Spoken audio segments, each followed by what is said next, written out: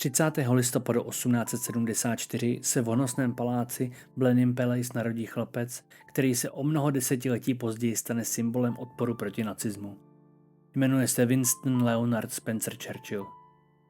Narodil se do jedné z nejvýznamnějších aristokratických rodin v celé Británii a už od prvních dnů života je obklopen světem politiky, bohatství, tradic a obrovského britského impéria. Británie tehdy stojí na vrcholu své moci.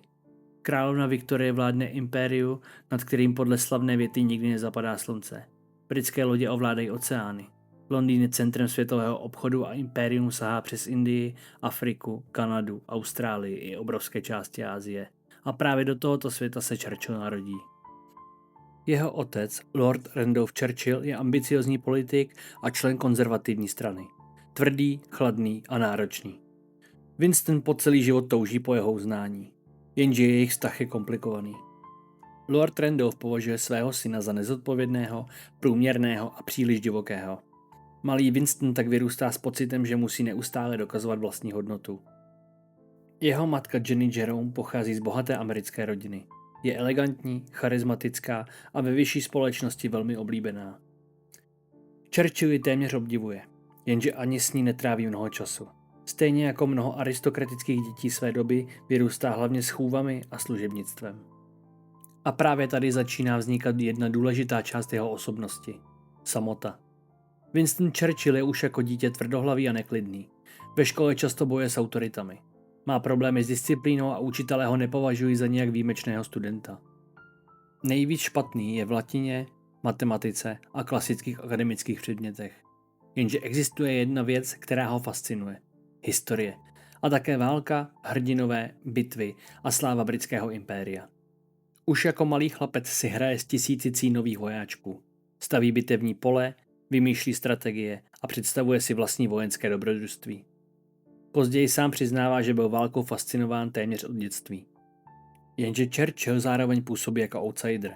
Není nejlepší student, není nejoblíbenější a často má pocit, že ho ostatní podceňují.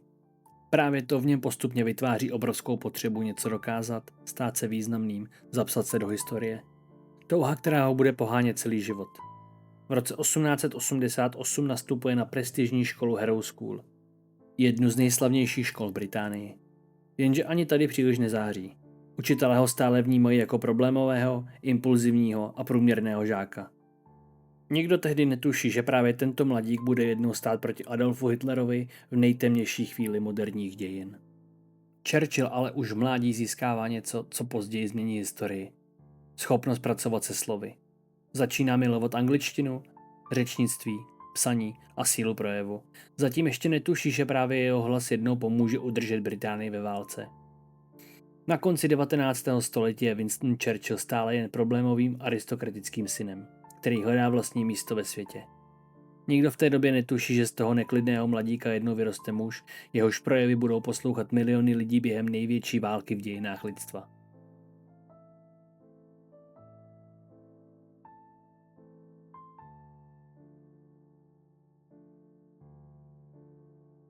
Když Winston Churchill nastupuje na Harrow School, jeho rodina od něj očekává jediné, že se konečně začne chovat jako mladý aristokrat.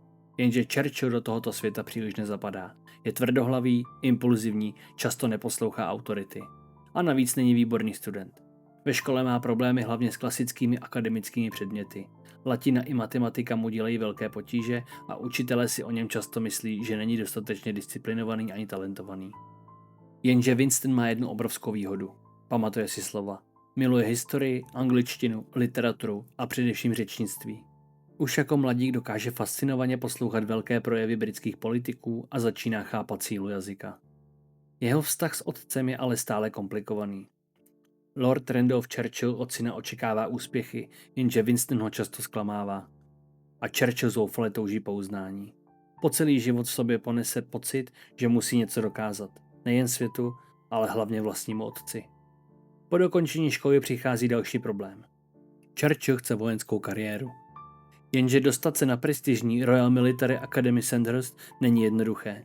A Winston opakovaně selhává u přijímacích zkoušek. Jednou, po druhé. Až na potřetí se mu podaří uspět. Právě tady se ale ukáže jedna z jeho nejdůležitějších vlastností. Churchill se málo kdy vzdává. I když selže, je zesměšněn nebo podceňován, většinou pokračuje dál. A často právě díky tvrdohlavosti. Na Sandhurst se Churchill konečně cítí lépe. Vojenské prostředí mu vyhovuje mnohem víc než klasická škola. Fascinují ho uniformy, disciplína, strategie a představa vojenské slávy. Britské imperium tehdy vede války po celém světě a mladý Churchill sní o tom, že se stane hrdinou.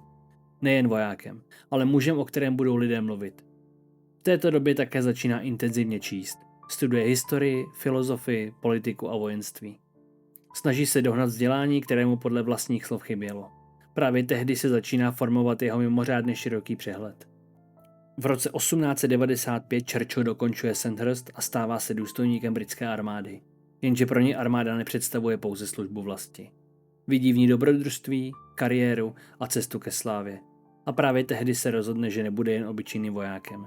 Chce být válečným hrdinou, spisovatelem, politikem a mužem, kterého bude znát celý svět.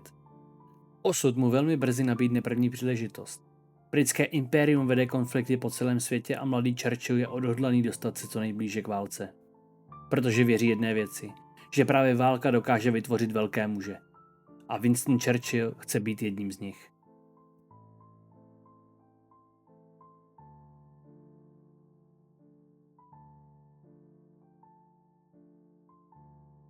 Na konci 19. století je britské impérium stále největší mocností světa. Britské jednotky bojují v Africe, v Indii, na Blízkém východě i v dalších částech světa. A mladý Winston Churchill v tom vidí obrovskou příležitost. Nechce sedět v kasárnách. Chce akci, slávu, dobrodružství a hlavně uznání. Krátce po dokončení vojenské akademie odjíždí v roce 1895 na Kubu, kde sleduje konflikt mezi španělskou armádou a kubánskými povstalci. Není tam jen jako voják. Churchill už tehdy pochopil něco velmi důležitého. Že sláva nevzniká pouze na bojišti, ale také v novinách. A proto začíná pracovat jako válečný reportér. Právě zde si buduje dvě věci, které ho budou provázet celý život.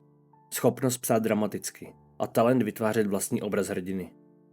Churchill totiž velmi dobře chápe sílu médií a často působí dojmem, že už tehdy věděl, že jednou vstoupí do velké politiky. Po Kubě následuje Indie. Churchill je přidělen do britské Indie, kde se účastní vojenských operací na severozápadní hranici dnešního Pakistánu. Tady poprvé skutečně pozná válku. Prach, vyčerpání, smrt. Jenže zároveň je konfliktem fascinován. Večer často píše články a knihy o tom, co zažil. Postupně se stává známým nejen jako voják, ale i jako autor. Churchill miluje nebezpečí. Často riskuje víc než ostatní důstojníci. Někteří kolegové ho obdivují, jiní ho považují za člověka posedlého vlastní slávou. Pravda je pravděpodobně někde mezi tím. V roce 1898 se Churchill účastní jedné z nejznámějších bitev britského impéria. Bitvy u Omdurmánu v dnešním Sudánu. Britské jednotky zde drtivě porážejí mahdistické síly a Churchill se účastní jedné z posledních velkých jezdeckých stečí britské armády. Později o bitvě napíše rozsáhlou knihu a jeho jméno začíná být v Británii stále známější. Jenže skutečný průlom přichází až během druhé burské války v Jižní Africe. V roce 1899 odjíždí Churchill do války jako novinář. Právě zde vznikne příběh, který z něj udělá celebritu. Během jedné mise je obrněný vlak, ve kterém cestuje napadem bůry.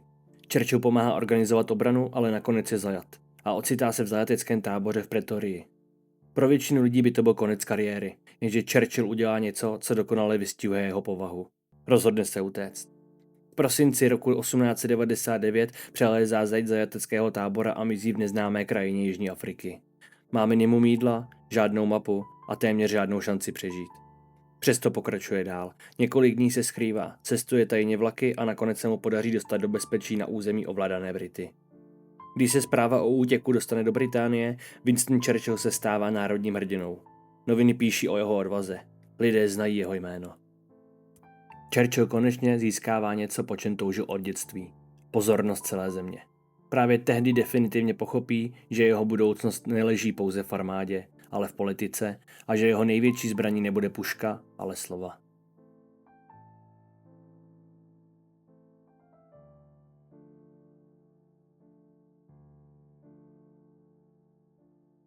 Na začátku 20. století už Winston Churchill není neznámým důstojníkem. Po útěku z burského zajetí se z něj stala celebrita. Noviny znají jeho jméno, veřejnost ho obdivuje a Churchill si začíná uvědomovat, že jeho skutečná budoucnost neleží na bojišti, ale v politice. V roce 1900 kandiduje za konzervativní stranu do britského parlamentu a uspěje. Ve věku pouhých 25 let se stává členem dolní sněmovny. Pro Churchilla je to splněný sen, jenže zároveň začíná být jasné, že není typickým politikem. Je impulzivní, sebevědomý, často tvrdohlavý a velmi rychle si začne vytvářet nepřáteli i uvnitř vlastní strany. Churchill totiž odmítá slepě poslouchat stranickou disciplínu. Pokud s něčím nesouhlasí, řekne to nahlas. A to mnohé politiky rozčiluje. Postupně začíná stále více kritizovat konzervativce. Především jejich sociální politiku, přístup k chudým a ekonomické otázky. Nakonec udělá něco, co je v britské politice považováno téměř za zradu. V roce 1904 přestupuje k liberální straně. Jeho bývalí kolegové ho označují za zrádce a kariéristu. Jenže Churchill věří, že právě liberálové představují budoucnost Británie. Ať už byly jeho motivace jakékoliv, jedno je jisté. Churchill je mimořádně schopný řečník. Jeho projevy jsou dramatické, energické a často plné emocí. A právě díky nim si postupně získává stále větší vliv. Během následujících let zastává několik důležitých funkcí. Stává se ministrem obchodu, ministrem vnitra a později jedním z nejmocnějších mužů britské vlády. Jenže Churchill zároveň působí kontroverzně. Někteří ho obdivují jako génia. Jiní ho považují za nebezpečného ambiciozního člověka, který touží hlavně po slávě. V roce 1908 se Churchill žení s Clementine Hozier. Právě ona se později stane jednou z nejdůležitějších osob jeho života. Je inteligentní, klidná a často dokáže Churchilla uklidnit v okamžicích, kdy propadá emocím nebo depresím. Jejich vztah vydrží celý život. Na začátku druhého desetiletí 20. století se Evropa postupně mění. Napětí mezi velmocemi roste. Německé císařství buduje obrovskou armádu i moderní námořnictvo. A právě Churchill začíná být jedním z prvních britských politiků, kteří varují před rostoucí silou Německa. V roce 1911 je jmenován prvním lordem admirality, prakticky civilním šéfem britského námořnictva. A Churchill bere svou práci mimořádně vážně. Modernizuje Royal Navy a připravuje Británii na možnou válku. Mnozí politici si tehdy myslí, že velký konflikt v Evropě nehrozí. Churchill tomu nevěří. V létě roku 1914 přichází atentát v Sarajevu a Evropa se během několika týdnů propadá do války. Winston Churchill se ocitá uprostřed největšího konfliktu, jaký svět do té doby poznal. Válka, která navždy mění Evropu, britské impérium i samotného Churchilla.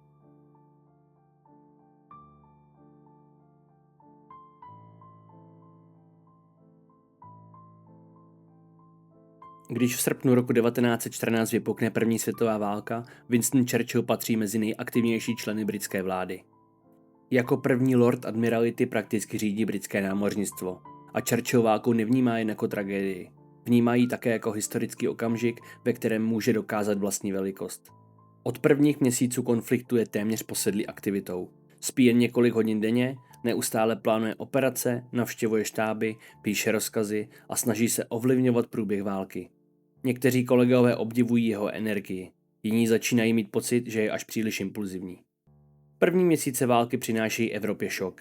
Místo rychlého konfliktu přichází zákopy, masové zabíjení, dělostřelecké peklo a 100 000 mrtvých.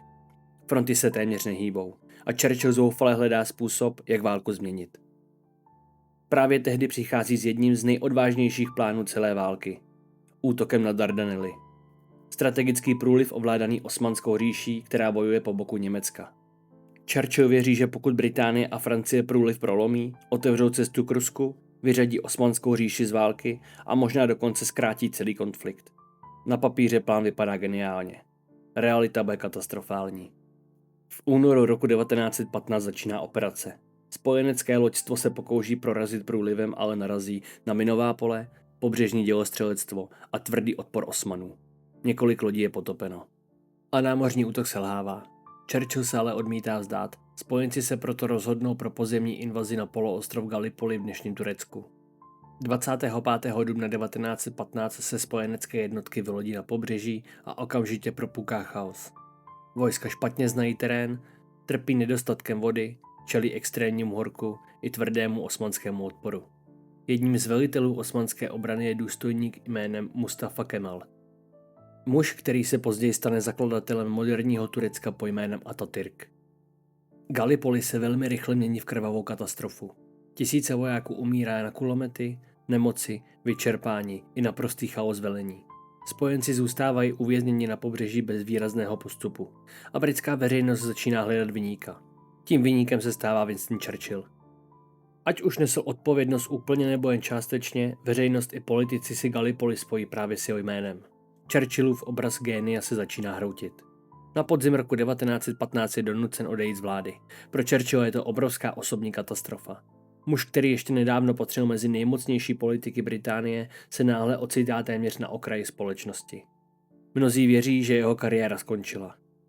Churchill propadá depresím. Později bude celý život mluvit o takzvaném černém psu. Výrazu, kterým označuje své deprese a temné psychické stavy. A právě po Gallipoli ho tento černý pes pronásleduje nejsilněji. Jenže Churchill opět udělá něco nečekaného. Místo, aby zůstal v bezpečí Londýna, rozhodne se odejít přímo na frontu. V roce 1916 odjíždí do Francie jako důstojník britské armády. A poprvé v životě skutečně poznává každodenní realitu zákopové války. Bahno, zimu, smrt. A nekonečné čekání na další útok. Právě tady se Churchill mění. Katastrofa u Gallipoli ho ponížila, téměř zničila, ale zároveň naučila něco důležitého. Že velké ambice mohou mít strašlivé následky. A že válka není jen mapa a strategie, ale hlavně lidské životy.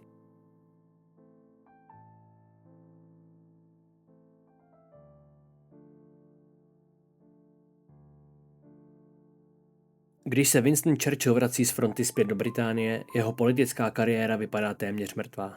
Gallipoli se stalo symbolem katastrofy. Mnoho lidí ho stále považuje za muže, který poslal tisíce vojáků na smrt. Jenže Churchill se znovu odmítá vzdát. A právě schopnost přežít politické pády se stane jednou z nejdůležitějších částí jeho osobnosti. V roce 1917 dostává novou příležitost. Britský premiér David Lloyd George ho vrací do vlády jako ministra zbrojní výroby. Churchill pomáhá organizovat britský válečný průmysl a postupně znovu získává důvěru části veřejnosti. Jenže první světová válka mezi tím ničí Evropu. Miliony mrtvých, rozpad starých říší a chaos, který později otevře cestu novým diktátorům. Když válka v listopadu 1918 končí, Británie sice patří mezi vítěze, ale svět už nikdy nebude stejný. A Churchill se velmi rychle stává jedním z nejtvrdších odpůrců komunismu. Ruská revoluce a nástup bolševiků pod vedením Vladimíra Lenina v něm vyvolávají obrovský strach. Churchill komunismus nenávidí téměř fanaticky. Nazývá ho morem civilizace a podporuje britské zásahy proti bolševikům během ruské občanské války. Ve 20. letech Churchill zastává několik významných funkcí. Postupně se vrací ke konzervativní straně a stává se ministrem financí. Jenže právě zde udělá další kontroverzní krok. V roce 1925 prosazuje návrat Británie ke zlatému standardu. Rozhodnutí, které má stabilizovat britskou ekonomiku. Mnoho ekonomů ale později tvrdí, že tento krok ekonomiku spíše poškodil a zvýšil nezaměstnanost. Churchill je opět kritizován a znovu se ukazuje jeho typická vlastnost – obrovská sebedůvěra, někdy až příliš velká. Přesto zůstává výraznou osobností britské politiky. Churchill píše knihy, pronáší projevy, maluje obrazy a buduje vlastní legendu. Jenže během 30. let se začíná dostávat do izolace. V Evropě mezitím roste nová hrozba. Adolf Hitler získává moc v Německu a Churchill patří mezi první britské politiky, kteří začínají veřejně varovat před nacismem. Jenže většina lidí ho neposlouchá. Británie po hrůzách první světové války zoufale touží po míru. Mnozí politici věří, že Hitlera lze uklidnit. Německo nechce další válku a Evropa potřebuje hlavně stabilitu. Churchill s tím zásadně nesouhlasí. Ve svých projevech opakovaně varuje před německým zbrojením, růstem Luftwaffe i Hitlerovou agresivní politikou. Jenže jeho kritici tvrdí, že přehání, straší veřejnost a chce další válku. Churchill se tak během 30. let ocitá téměř na okraji politiky. Období, kterému se později začne říkat roky v politické izolaci. Jenže právě tehdy se ukazuje jedna z jeho největších předností. Churchill vidí nebezpečí dřív než většina ostatních. Zatímco mnozí evropští politici stále věří v kompromis s Hitlerem, Churchill postupně chápe, že Německo směřuje k válce a že pokud Británie nezačne jednat včas, čeká Evropu katastrofa. Na konci roku 1933 je Winston Churchill pro mnoho lidí už téměř politickou minulostí. Starý politik, příliš hlučný, příliš dramatický, příliš posedlý Německem. Jen málo kdo tehdy tuší, že právě tento muž se brzy stane symbolem odporu proti Adolfu Hitlerovi a hlasem země, která odmítne kapitulovat.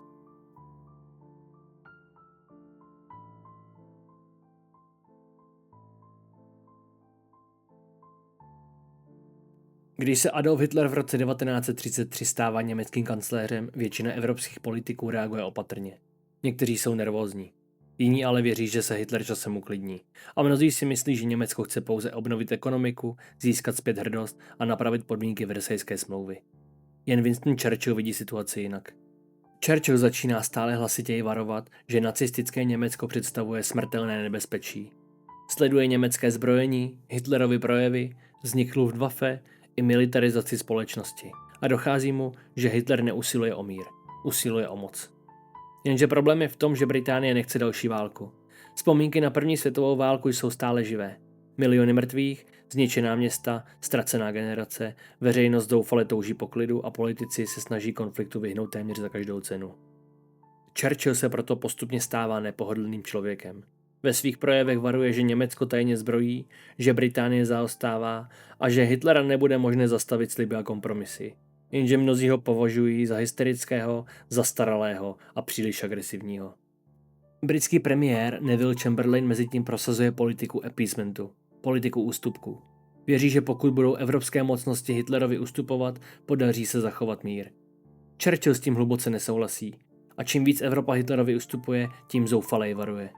V roce 1936 Německo remilitarizuje po Rýni. Otevřeně porušuje Versajskou smlouvu. Evropa prakticky nereaguje. Hitler si začíná uvědomovat, že západní mocnosti nejsou připravené bojovat a Churchill sleduje vývoj s rostoucí hrůzou.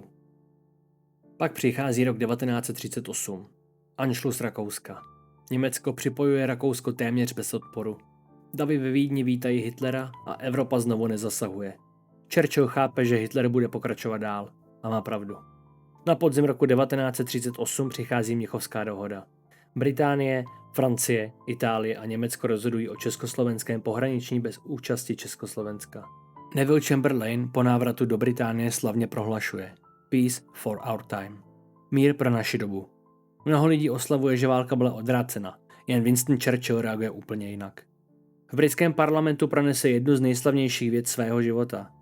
Měli jste na vybranou mezi válkou a hanbou. Zvolili jste hanbu a budete mít válku. Jeho slova tehdy zní extrémně, jenže historie mu brzy dá za pravdu. V březnu roku 1939 Hitler porušuje další sliby a obsazuje zbytek Československa. A konečně začíná být jasné, že Churchill měl pravdu. Hitlera nelze uklidnit. V Británii se atmosféra mění. Lidé začínají chápat, že válka se blíží. A Churchill, kterého ještě nedávno mnozí považovali za politického outsidera, začíná znovu získávat respekt, protože byl jedním z mála, kdo nebezpečí viděl včas. 1. září 1939 Německo napadá Polsko. O 2 dny později Británie a Francie vyhlašují německou válku. Začíná druhá světová válka. A Winston Churchill se vrací do vlády jako první lord admirality. Stejná funkce, kterou zastával během první světové války. Po celé Británii se tehdy šíří krátká zpráva. Winston je zpět. A Evropa vstupuje do nejtemnějšího období své historie.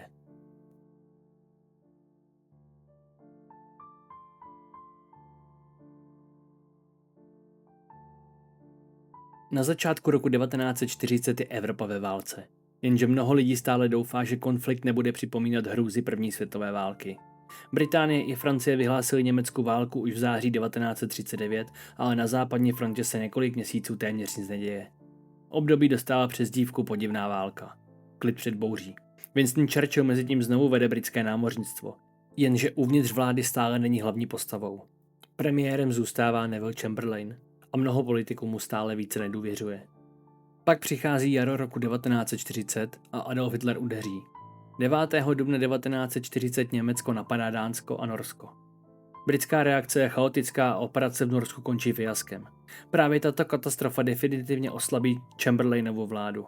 Britský parlament začíná ztrácet důvěru v premiéra a země potřebuje nového vůdce. 10. května 1940 přichází rozhodující den. Ve stejnou chvíli, kdy německá armáda zahajuje obrovský útok na Belgii, Nizozemsko a Francii, se Winston Churchill stává premiérem Velké Británie. Je mu 60 let a přebírá zemi v okamžiku, kdy se Evropa začíná hroutit. Německý blitzkrieg doslova šokuje svět. Tanky, letadla a rychlé jednotky prorážejí frontu neuvěřitelnou rychlostí. Francouzská obrana kolabuje. Britské i francouzské jednotky ustupují v chaosu a během několika týdnů je jasné, že Francie válku prohrává. Churchill mezi tím stojí před nejdůležitějším rozhodnutím svého života. Část britských politiků chce začít jednat s Hitlerem. Mnozí se domnívají, že Británie nemůže Německo porazit. Francie padne a další odpor znamená sebevraždu. Dokonce i ministr zahraničí Lord Halifax podporuje možnost mírových jednání. Jenže Churchill odmítá. Absolutně. Je přesvědčený, že pokud Británie ustoupí Hitlerovi, Evropa skončí pod nacistickou nadvládou. A právě v těchto dnech začíná Churchill pronášet projevy, které se později stanou legendární. 13. května 1940 pronáší v parlamentu slavnou větu. Nemohu nabídnout nic než krev, dřinu, slzy a pot. Churchill nechce lidem lhát. Neslibuje rychlé vítězství. Neslibuje snadnou válku. Místo toho nabízí odpor, vytrvalost a boj za každou cenu. A právě tím začíná měnit atmosféru celé země. Mezitím se spojenecké jednotky dostávají do pasti u Dunkerque. 100 000 britských a francouzských vojáků jsou obklíčeny německou armádou. Zdá se, že Británie přijde o většinu své armády. Churchill spouští operaci Dynamo. Jednu z nejslavnějších evakuací v dějinách.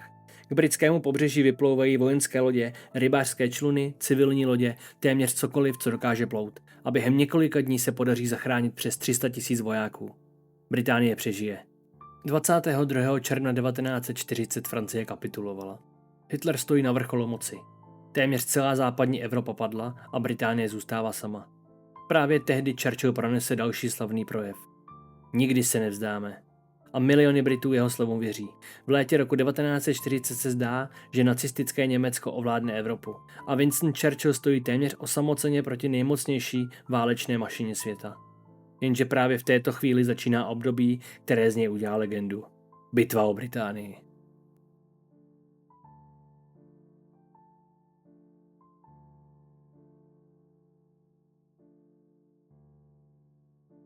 Po pádu Francie v létě roku 1940 zůstává Velká Británie poslední velkou evropskou zemí, která stále bojuje proti Adolfu Hitlerovi. Nacistické Německo ovládá Francii, Belgii, Nizozemsko, Norsko, Polsko i velkou část Evropy. A Hitler je přesvědčený, že Británie brzy požádá o mír. Jenže Winston Churchill odmítá ustoupit. Hitler proto začíná připravovat invazi na britské ostrovy. Plán dostává název Operation Sea Lion. Jenže Německo ví, že bez ovládnutí vzdušného prostoru není invaze možná. A právě proto začíná jedna z nejdůležitějších leteckých bitev moderních dějin. Bitva o Británii. Německá Luftwaffe pod vedením Hermana Göringa zahajuje masivní útoky proti Británii. Cílem je zničit Royal Air Force, zlomit britskou obranu a donutit Británii ke kapitulaci. Nad Británii začínají každodenní letecké souboje. Německé bombardéry doprovázené stíhačkami Messerschmitt Bf-109 útočí na letiště, radarové stanice, továrny i britská města. Proti nim startují britští piloti ve strojích Supermarine Spitfire a Hawker Hurricane. Británie stojí na pokraji katastrofy.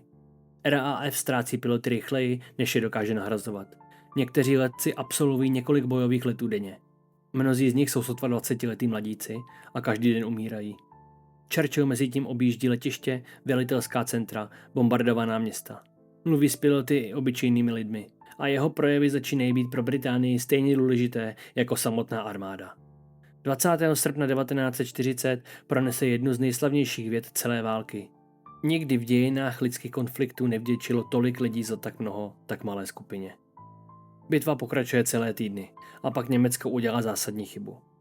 Po několika britských náletech na Berlín Hitler nařizuje bombardování britských měst místo letišť RAF. Začíná The Blitz, masivní bombardování Londýna a dalších měst. Každou noc dopadají na Británii tisíce bomb. Londýn je v plamenech. Lidé se ukrývají ve stanicích metra, krytech, sklepech. Města se mění v trosky. Jenže Británie se nezlomí.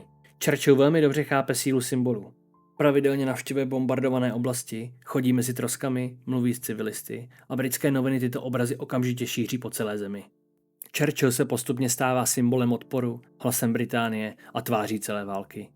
Na podzim roku 1940 začíná být jasné, že Luftwaffe nedokáže Británii zlomit. RAF přežila. A Hitler je nucen invazi odložit. Je to první velké selhání nacistického Německa během války. Poprvé Hitler narazil na protivníka, který odmítl ustoupit. Pro Churchilla představuje bitva o Británii okamžik, který ho navždy zapíše do historie. Z problémového politika, kterému ještě před několika lety mnoho lidí nevěřilo, se stává muž, který drží Británii pohromadě v její nejtemnější chvíli. A zároveň symbolem naděje pro celý svět.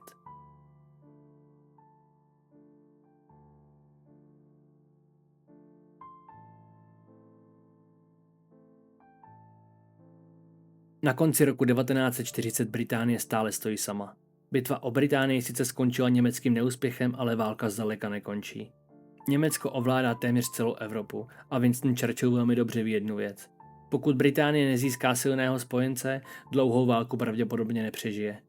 Tím spojencem mohou být pouze Spojené státy americké. Jenže problém je obrovský. Amerika nechce do války. Vzpomínky na první světovou válku jsou ve Spojených státech stále silné a velká část veřejnosti podporuje izolacionismus.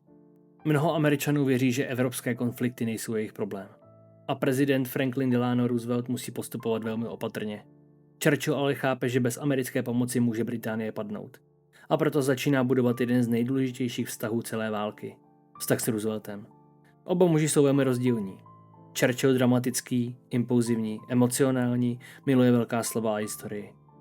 Roosevelt je klidnější, opatrnější, politicky velmi chytrý a mistr zákulisního vyjednávání. Přesto si začnou postupně rozumět a jejich osobní vztah později zásadně ovlivní dějiny světa. Churchill Rooseveltovi neustále píše. Posílá dopisy, osobní zprávy, žádosti o pomoc a často velmi emotivní. Churchill ví, že Británie potřebuje lodě, letadla, zbraně, peníze a hlavně čas. Roosevelt mezi tím hledá způsob, jak Británii pomoci, aniž by přímo vstoupil do války. Výsledkem je Lend-Lease Act, program, díky kterému Amerika dodává Británii obrovské množství vojenského materiálu. Churchill později řekne, že šlo o nejnesobečtější čin v dějinách. Jenže situace zůstává kritická. Německé ponorky U-boats útočí v Atlantiku na britské zásobovací lodě. Británie trpí nedostatkem surovin, bombardováním, vyčerpáním. A Churchill musí neustále přesvědčovat národ, že odpor má smysl. V červnu roku 1941 přichází další obrovský šok. Hitler zahajuje operaci Barbarossa, invazi do Sovětského svazu. Churchill celý život nenáviděl komunismus. Jenže nyní stojí před zásadním rozhodnutím, ale reaguje okamžitě. Ve svém projevu oznamuje, že Británie podpoří Josefa Stalina proti Hitlerovi. Dokonce pronese slavnou větu. Kdyby Hitler napadl peklo, alespoň příznivě se zmíním o ďáblu. Churchill velmi dobře chápe, že válka proti Hitlerovi je důležitější než ideologické rozdíly. V srpnu roku 1941 se Churchill a Roosevelt poprvé osobně setkají na palubách lodí v Atlantiku. Právě zde vzniká Atlantická charta. Dokument, který popisuje vizi poválečného světa bez diktatur, bez agresivních válek a s právem národu na svobodu. Jenže zatím je válka stále v plném proudu. A největší šok teprve přijde. 7. prosince 1941 Japonsko útočí na Pearl Harbor. Americká tichomořská flotila je těžce poškozena a Spojené státy vstupují do války. Když Churchill slyší zprávu o útoku, okamžitě chápe, co to znamená. Británie už nebude bojovat sama. Později vzpomíná. Tu noc jsem spal spánkem zachráněného člověka. Od té chvíle stojí proti Hitlerovi britské imperium, Sovětský svaz i Spojené státy. A Winston Churchill se stává jedním ze 3 mužů, kteří budou rozhodovat o osudu celého světa.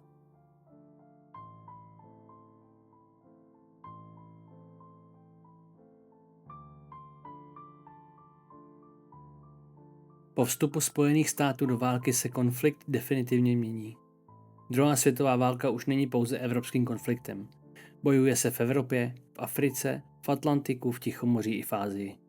A Winston Churchill se ocitá uprostřed globální války, která rozhodne o budoucnosti lidstva. Churchill nyní tráví obrovské množství času cestování mezi spojenci. Setkává se s Rooseveltem i se Stalinem. A právě zde vznikají zvláštní spojenectví. 3 muži, 3 naprosto rozdílné osobnosti. Churchill, aristokrat a obránce britského impéria. Roosevelt, americký demokrat a mistr diplomacie. Stalin, brutální sovětský diktátor zodpovědný za miliony mrtvých. Přesto jsou nuceni spolupracovat, protože proti nim stojí Adolf Hitler. Rok 1942 přináší spojencům těžké období. Německo postupuje hluboko do Sovětského svazu. Afrika Korps pod vedením Erwina Rommela ohrožuje severní Afriku a Japonsko postupuje Pacifikem. Churchill čelí obrovskému tlaku. Mnoho Britů je vyčerpaných válkou. Bombardování pokračuje, lidé umírají a vítězství je stále v nedohlednu. Jenže Churchill odmítá připustit porážku. Právě v této době se stále více ukazuje jeho schopnost motivovat národ. Churchillovy projevy jsou vysílány rádiem, tištěny v novinách a poslouchány po celé Británii. Jeho hlas se stává symbolem odporu. V roce 1942 přichází první velký zlom. Bitva u El Alameinu. Britská armáda pod vedením Bernarda Montgomeryho poráží Rommelovy jednotky v Egyptě. Churchill slavně prohlašuje: tohle není konec. Není to ani začátek konce, ale možná je to konec začátku. Krátce na to přichází další obrovský zlom. Bitva o Stalingrad. Jedna z nejkrvavějších bitev v dějinách lidstva. Sovětská armáda obklíčí německou 6. armádu pod vedením Friedricha Pauluse a v únoru roku 1943 Němci kapitulují. Hitlerova armáda utrpěla zdrcující porážku. Churchill si začíná uvědomovat, že válka se pomalu obrací, jenže zároveň roste nové napětí mezi Západem a Sovětským svazem. Churchill Stalinovi nikdy úplně nevěřil. Obdivoval sovětskou odolnost proti Německu, ale zároveň se obával šíření komunismu v Evropě. A právě zde začínají vznikat první základy budoucí studené války. Přesto musí spojenci dál spolupracovat. V listopadu roku 1943 se Churchill, Roosevelt a Stalin setkávají v Teheránu. Poprvé sedí všichni tři u jednoho stolu a právě zde se definitivně rozhoduje o otevření druhé fronty v Evropě i plánované invazi do Francie. Churchill má z invaze obavy. Pamatuje si katastrofu u Gallipoli. Ví, jak strašlivě může podobná operace skončit. Roosevelt i Stalin ale tlačí na otevření západní fronty a přípravy začínají. 6. června 1944 začíná operace Overlord. Den D. Největší vyloďovací operace v dějinách. Spojenecké jednotky se vylodí v Normandii a Churchill sleduje začátek invaze s obrovským napětím. Velmi dobře ví, že úspěch může válku ukončit, ale neúspěch by mohl změnit celý osud Evropy. Ve chvíli, kdy spojenecké lodě míří k francouzskému pobřeží, je Winston Churchill už dávno víc než jen britský premiér. Stal se symbolem odporu proti nacismu. Mužem, který odmítl kapitulaci ve chvíli, kdy se celý svět zdál ztracený.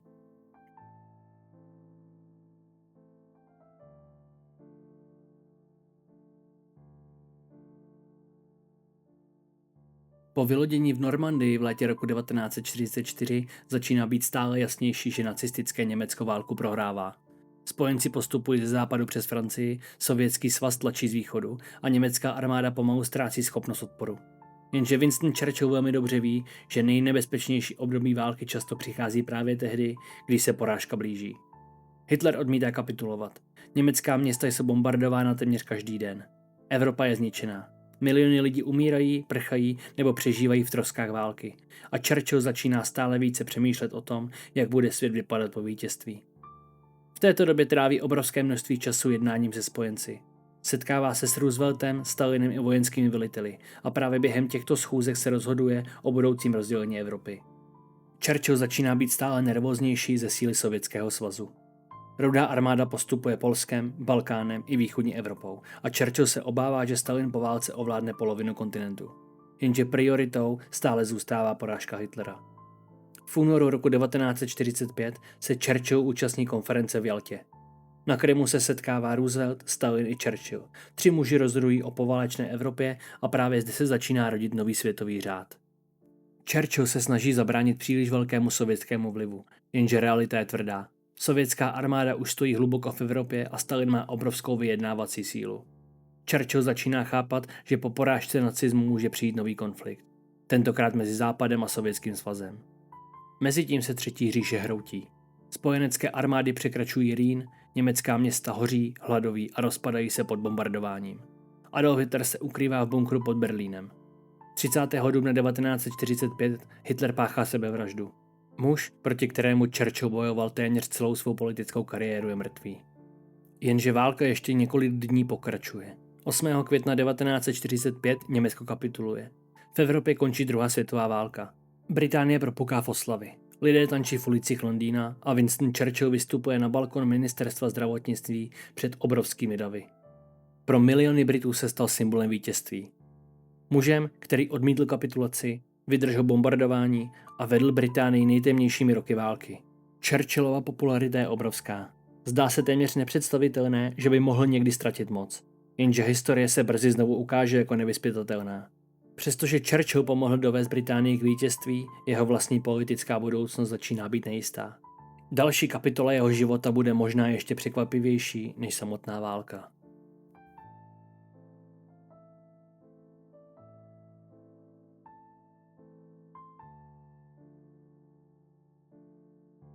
Na jaře roku 1945 patří Winston Churchill mezi nejslavnější muže planety.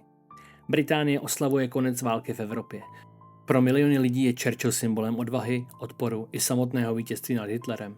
Zdá se téměř nemožné, že by mohl ztratit moc. Jenže Británie po 6 letech války myslí na něco jiného než na slávu. Lidé chtějí nový život. Země je vyčerpaná, města nesou stopy bombardování, ekonomika je oslabená, miliony lidí přišli o své blízké a britská veřejnost začíná stále více přemýšlet o budoucnosti, zdravotnictví, bydlení, práci a sociálních jistotách. Churchill je obdivovaný válečný vůdce, jenže mnoho lidí si zároveň klade otázku. Je tím správným mužem pro mírovou Británii? V červenci roku 1945 se konají parlamentní volby. Churchill je přesvědčený, že zvítězí. A téměř celý svět očekává to též. Jenže výsledky přinesou šok. Laboristická strana pod vedením Clementa Attleeho drtivě vítězí. A Winston Churchill prohrává. Muž, který vedl Británii během největší války v dějinách, je odvolán. Jen několik týdnů po vítězství nad Hitlerem. Pro mnoho lidí po celém světě je to téměř nepochopitelné. Jak může národ odstavit muže, který ho zachránil? Jenže britští voliči nehlasují proti Churchillovi jako válečnému vůdci. Hlasují pro jinou budoucnost. Churchill je výsledkem zdrcen. Po letech stresu, bombardování, nekonečných rozhodnutí a války náhle stojí mimo vládu. A znovu se vrací jeho starý známý černý pes. Deprese.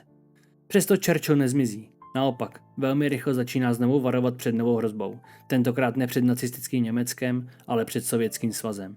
Evropa po válce totiž není skutečně svobodná. Rudá armáda kontroluje Polsko, Československo, Maďarsko, Rumunsko, Bulharsko i další části východní Evropy. A Stalin postupně buduje sovětskou sféru vlivu. Churchill začíná chápat, že druhá světová válka sice skončila, ale nový konflikt už začíná. V roce 1946 pronese ve městě Fulton ve Spojených státech slavný projev. A právě zde zazní jedna z nejslavnějších vět moderních dějin. Nad Evropou se spustila železná opona. Tímto projevem Churchill prakticky pojmenuje začátek studené války. Konfliktu mezi Západem a Sovětským svazem. A znovu se ukazuje něco, co Churchilla provází celý život. Často vidí nebezpečí dřív než ostatní. Přestože už není premiérem, zůstává jednou z nejvýznamnějších osobností světa. Mužem, jehož hlas stále poslouchají miliony lidí a symbolem Británie, která odmítla padnout před Adolfem Hitlerem.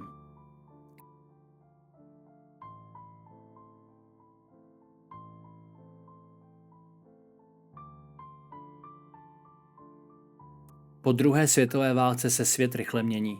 Staré evropské mocnosti slábnou. A místo nich vystupují dvě nové supervelmoci. Spojené státy americké a Sovětský svaz. Winston Churchill velmi dobře chápe, že Evropa vstupuje do nové éry strachu. Stále častěji varuje před sovětským expanzionismem. Obává se, že Josef Stalin ovládne celou východní Evropu. A právě jeho projev o železné oponě se stává symbolem začátku studené války. Mnoho lidí tehdy tvrdí, že Churchill opět přehání. Stejně jako kdysi varoval před Hitlerem. Historie mu ale znovu dá za pravdu. Přesto Churchill není jen politik posedlý válkou. Po roce 1945 se stále více snaží prosazovat myšlenku evropské spolupráce. Podporuje vznik silnější Evropy, spolupráce mezi státy a systému, který by zabránil další světové válce. Po 2 katastrofálních konfliktech totiž Evropa leží v troskách a Churchill věří, že starý kontinent potřebuje nový začátek. V roce 1951 se Winston Churchill znovu stává britským premiérem. Je mu už téměř 70 let a mnozí lidé si myslí, že je příliš starý. Jenže Churchill se odmítá stáhnout. Ve skutečnosti je stále unavenější. Léta stresu, alkoholu, doutníků, nedostatku spánku i obrovského psychického tlaku na něm zanechaly stopy. Churchill trpí zdravotními problémy a prodělává několik mrtvic. Veřejnost o tom často vůbec neví. Přesto dál pracuje, píše knihy, pronáší projevy a snaží se zachovat britský vliv ve světě, který se rychle mění. Jenže britské impérium už není tím, čím bývalo. Po válce začíná postupný rozpad impéria. Indie získává nezávislost, kolonie se osamostatňují a Británie pomalu ztrácí postavení světové velmoci. Churchill to nese těžce. Byl totiž celoživotním zastáncem britského impéria. V roce 1955 definitivně odchází z funkce premiéra. Jeho éra končí. Jenže jeho legenda už dávno žije vlastním životem. V následujících letech Churchill tráví stále více času psaním, malováním a vzpomínáním na minulost. Za své knihy získává Nobelovu cenu za literaturu. Ne jako voják, ne jako politik, ale jako muž, který dokázal slovy ovlivnit celý svět. Na konci života je Churchill v Británii téměř národní ikonou. Mnozí ho považují za největšího Brita moderních dějin, přesto zůstává kontroverzní postavou. Byl tvrdohlavý, impulzivní, často arrogantní a některá jeho rozhodnutí dodnes vyvolávají spory, jenže zároveň dokázal něco mimořádného. Ve chvíli, kdy se Evropa hroutila pod nacistickým Německem, odmítl kapitulovat a právě tím změnil dějiny. 24. ledna 1965 Winston Churchill umírá ve věku 90 let. Přesně 70 let po smrti svého otce. Británie mu vystrojí státní pohřeb. Ulice Londýna zaplní obrovské davy lidí a svět se loučí s mužem, jehož hlas pomohl Británii přežít nejtemnější období moderních dějin. Winston Churchill nebyl dokonalý člověk. Dělal chyby, měl obrovské ego a často rozděloval veřejnost. Jenže ve chvíli, kdy Evropa potřebovala vůdce, dokázal říct jediné. Nikdy se nevzdáme. A miliony lidí mu uvěřili.